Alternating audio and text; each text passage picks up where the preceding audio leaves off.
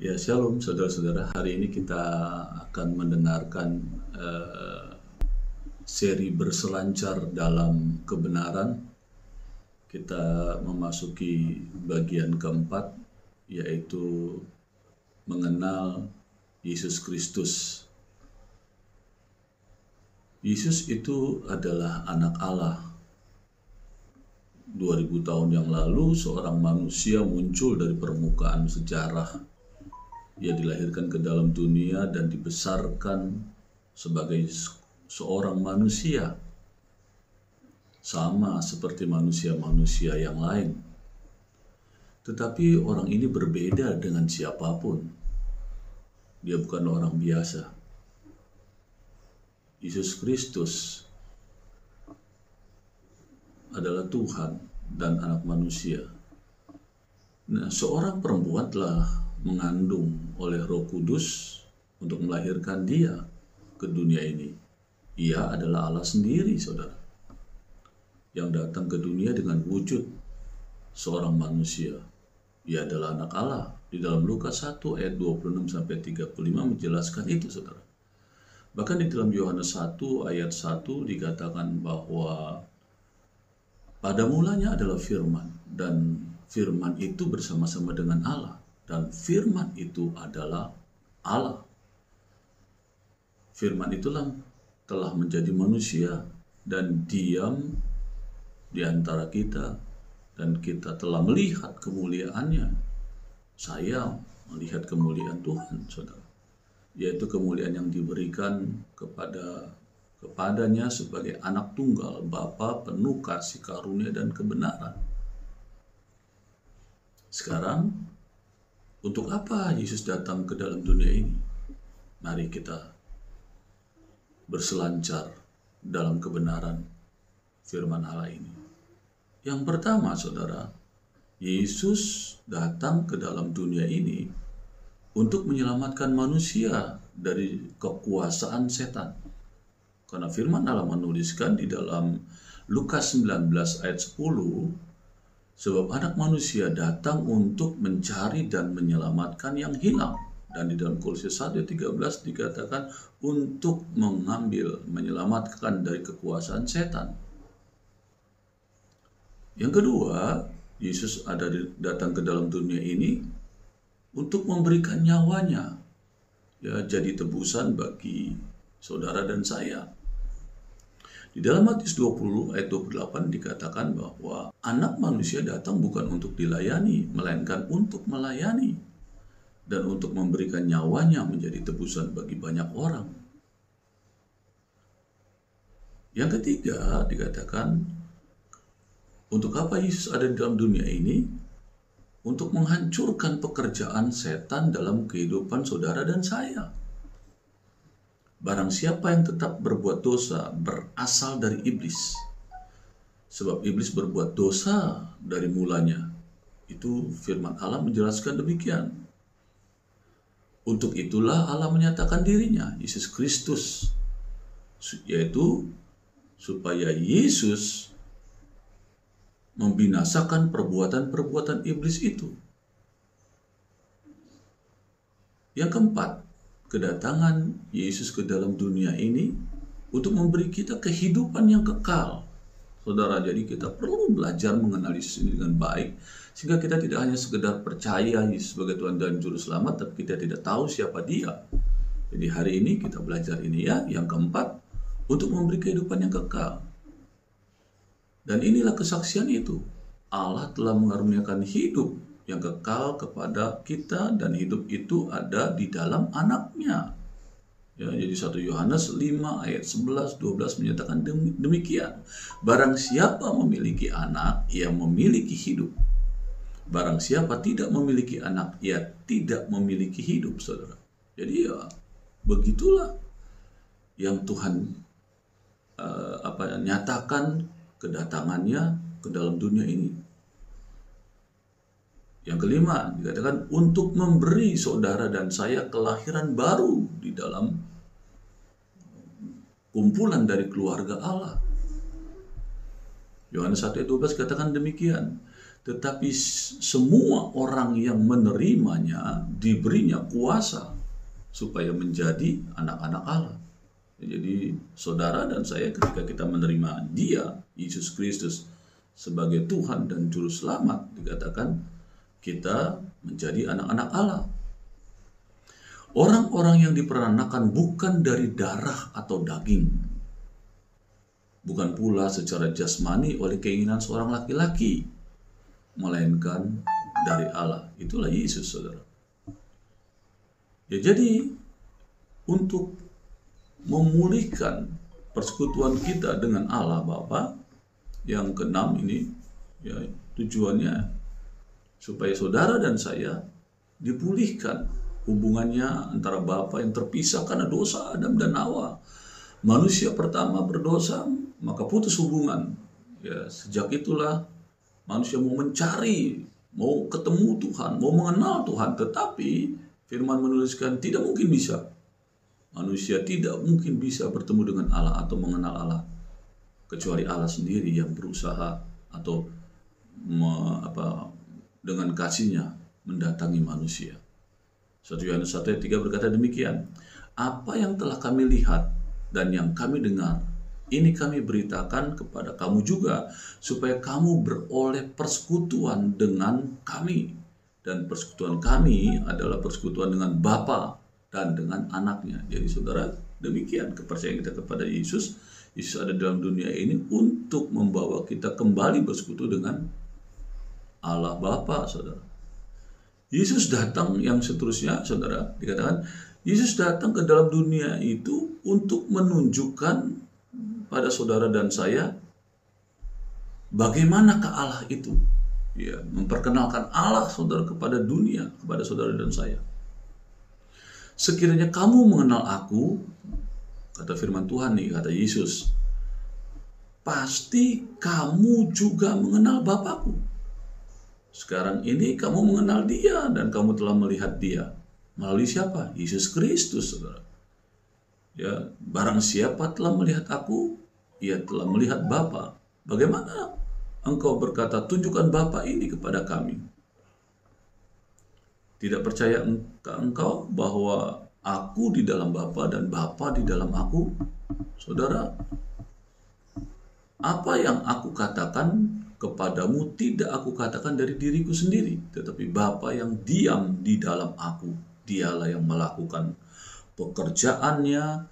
Percayalah kepadaku bahwa aku di dalam Bapa dan Bapa di dalam aku. Jadi Yesus mau menjelaskan tentang Allah, keberadaannya di dalam dunia itu, untuk menyatakan kepada saudara, mengenalkan saudara tentang Allah Bapa.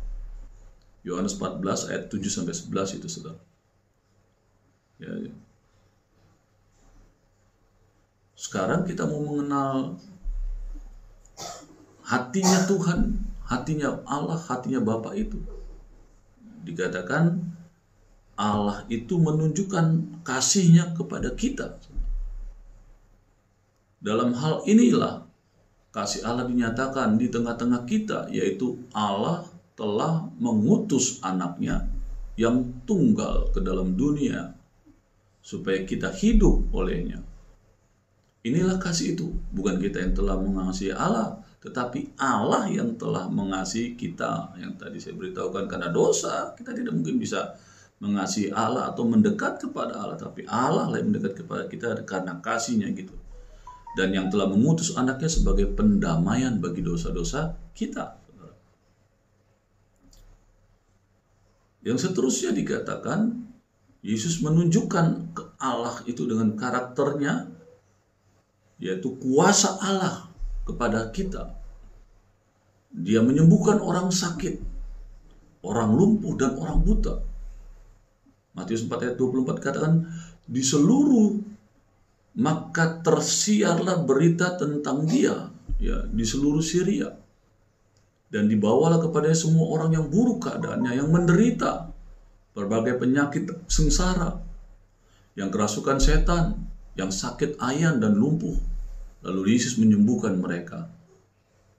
Yesus menunjukkan Allah di dalam dirinya, saudara. Jadi dikenalkan Allah adalah Allah yang penyembuh, Allah yang punya kuasa. Seterusnya dikatakan Allah itu sanggup mengusir roh-roh jahat yang melalui Yesus Kristus itu. Ia menyembuhkan orang yang menderita bermacam-macam penyakit dan mengusir banyak setan. Ia tidak memperbolehkan setan-setan itu berbicara sebab mereka mengenal Dia. Jadi setan itu kenal Allah, saudara, kenal Yesus. Jadi kalau saudara mau mengenal Allah, kenallah Yesus.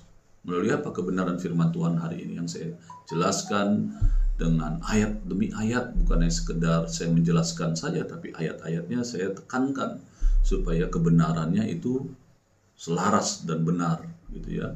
Bukan intelektual saya saja untuk mengajarkan kepada saudara untuk mengenal Allah melalui kedatangannya Yesus di dalam dunia ini. Teruskan katakan Dia mengadakan banyak mujizat. Jadi Yesus mengadakan banyak mujizat, memperkenalkan kuasa, memperkenalkan Allah dalam dirinya kepada dunia melalui apa? Tanda-tandanya. Dia mengadakan banyak mujizat. Lalu mengamuklah taufan yang sangat dahsyat dan ombak menyembur masuk ke dalam perahu sehingga perahu itu mulai penuh dengan air. Yesus bangun menghardik angin itu dan berkata kepada danau itu, "Diam, tenanglah." Lalu angin itu reda dan danau itu menjadi teduh sekali. Saudara, murid-murid yang melihat itu menjadi sangat takut dan berkata seorang kepada yang lain, "Siapakah gerangan orang ini sehingga angin dan danau pun taat kepadanya?" Yaitu Markus 4 ayat 37 sampai 41, saudara. Jadi ada ayatnya yang menjelaskan bahwa Dia bisa mengadakan mujizat. Badai Dia suruh diam. Itulah Allah yang ditunjukkan oleh Yesus Kristus. Yang seterusnya dikatakan Yesus menunjukkan Allah melalui Dia membangkitkan orang mati. Siapa yang dapat membangkitkan orang mati? Hanya Allah. Jadi Yesus di dalam dunia ini mau menunjukkan, memperkenalkan Allah kepada saudara melalui kuasa-kuasanya. Dan Yesus Kristuslah yang ditunjukkan itu. Supaya dunia percaya Dia adalah Allah. Berserulah Yesus dengan suara keras, "Lazarus," yang membangkitkan orang mati ini, "marilah keluar." Orang yang telah mati itu datang keluar, saudara. Kaki dan tangannya masih diikat dengan kain kapan dan mukanya masih tertutup dengan kain peluh, saudara.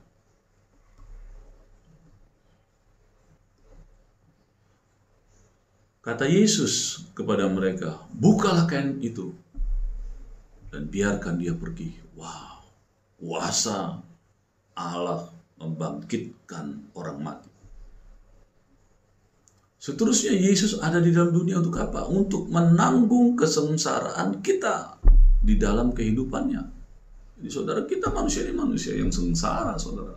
Sakit sedikit sengsara, nggak ada uang sedikit sengsara, dan sebagainya. Nah, Yesuslah yang mau menanggung sengsara kita, saudara. Wow, betapa indahnya. Tetapi kita harus mengenal Dia, kita harus mengasihi Dia dengan benar. Nah, hari ini kita mengajar. Hari ini saya menjelaskan tentang siapa Yesus Kristus itu. Selama hidupnya di atas bumi ini, Yesus mengalami semua kesengsaraan di dalam hidup ini yang kita hadapi. Karena itu Ia sangat mengerti apa yang kita rasakan, karena Dia datang sebagai manusia 100%. Jadi Dia ngerti tentang kesengsaraan hidup manusia. Dan dikatakan Dia mengambil alih itu, saudara. Ibrani 4 ayat 15 menyatakan, "Sebab imam besar yang kita punya bukanlah imam besar yang tidak dapat turut merasakan kelemahan-kelemahan kita. Sebaliknya sama dengan kita. Ia telah dicobai hanya tidak berdosa." Jadi dalam Matius 8 ayat 17 dijelaskan bagaimana Yesus dicobai oleh iblis tapi tidak berdosa. Yang seterusnya dikatakan Yesus ada di dalam dunia itu. Akhirnya Dia mati di atas salib untuk saudara dan saya. Jadi Dia sebagai manusia melayani sekian 3,5 tahun lebih, kurang lebih sekitar itu, dikatakan setelah itu Dia ditangkap, dihukum dan disalibkan, mati di atas salib untuk kita. Ya, Markus 15 ayat 16 itu menjelaskan sampai ayat 39. Orang-orang jahat telah membawa Tuhan Yesus dan menghukumnya dengan memakukannya pada sebuah kayu salib sebagai seorang pembunuh. Ia sebenarnya dapat menyelamatkan dirinya, saudara, tetapi ia tidak melakukannya karena justru melalui kematiannya di atas salib Allah menyelamatkan dunia ini. Yesus mati untuk kita, saudara. Ia sendiri telah memikul dosa kita di dalam tubuhnya di kayu salib supaya kita yang telah mati terhadap dosa ini hidup untuk kebenaran. Oleh bilur-bilurnya kamu telah sembuh. Ya, jadi 1 Petrus 2:24 menjelaskan ini. Ya, dialah yang memikul dosa saudara dan saya. Dan dikatakan setelah itu Yesus bangkit dari kematian untuk saudara dan saya. Jadi dia mati untuk saudara, bangkit juga untuk saudara. Betapa besar kasih Allah akan dunia ini sehingga ia mengaruniakan anak yang tunggal supaya barang siapa yang percaya kepadanya tidak binasa, melainkan beroleh hidup yang kekal. Ya, jadi setelah 3 hari di dalam kubur Allah membangkitkan Yesus Kristus dari kematian. Ya, baca di dalam Matius 28, saudara. Ini pun juga adalah untuk saudara dan saya. Ya, tetapi Allah yang kaya dengan rahmatnya, oleh karena kasihnya yang besar, yang dilimpahkannya kepada saudara dan saya, telah menghidupkan kita ya bersama-sama dengan Kristus. Allah telah membangkitkan kita juga dengan memberikan tempat bersama-sama dengan Dia di sorga. Jadi ketika kita mempercayai Dia yang penuh dengan kasih itu, kita dapat janji-janji yang indah, saudara. Luar biasa Allah kita itu.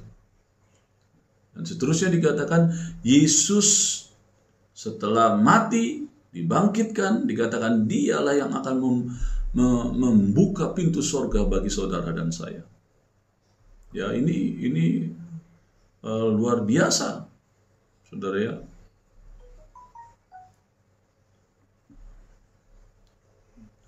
Ketika pekerjaannya di atas bumi ini ya telah selesai, dia sudah naik ke surga ya untuk bersama-sama dengan Allah Bapa di surga. Namun ini pun untuk saudara dan saya, luar biasa. Sampai ke surga saja dia juga untuk saudara dan saya, saudara. Itu kasih Tuhan yang tidak terbatas. Jadi saudara, kalau kita sungguh-sungguh tidak mengasihi Dia, kita keterlaluan sekali, saudara ya.